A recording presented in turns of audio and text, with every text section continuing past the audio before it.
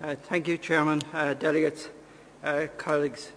We are in the deepest recession in the decades, with the second highest rate of unemployment in the Eurozone and almost 40% higher than the EU average.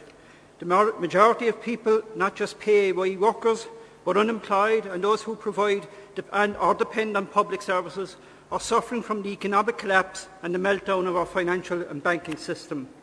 Among working families, there is a deep and understandable anger at the manner in which this proud country and economy has been destroyed by the reckless behaviour of a golden circle, aided and abetted by government mismanagement and so-called light touch regulation. Last year, colleagues, the government over two budgets placed the burden of recovery on workers and their families and made no attempt whatsoever to make those responsible for this crisis or those who benefited hugely from the good times bear their responsibility. The banking bailout, and particularly the injection of vast amounts of public money into a failed bank, Anglo-Irish, has merely served to intensify the anger among ordinary people who rightly fear for their future, their children's future and their grandchildren's future. Colleagues, the National Executive Council of SIP2 deliberated long and hard on the public sector pay proposals before deciding last Tuesday that the balance of advantage for public service workers rests with acceptance of these proposals. They are an imperfect remedy for the unprecedented times we are in. They certainly would benefit from greater clarification, particularly in relation to the government's commitment to restore the pay scale so ruthlessly cut last year.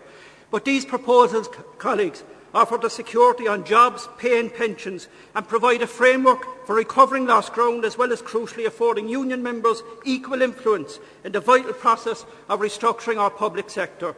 For more than a year, there has been a campaign of vilification against those who work in the public service and an orchestrated attempt to divide them from our colleagues in the private sector.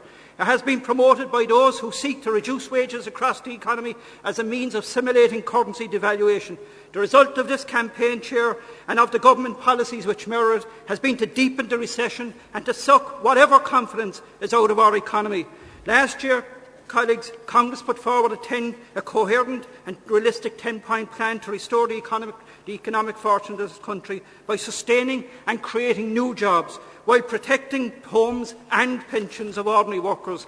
I finish, Chair. The policies are now needed more than ever, and I urge you delegates to continue to support and promote the solutions to this unprecedented crisis, which are based on the interest of the majority of our people, not just the chosen 1% who control 40% of the wealth of this country. And as a result, Labour policies will provide us with a fair and just solution for all our citizens. I commend the motion to you. Gormila Mahgood.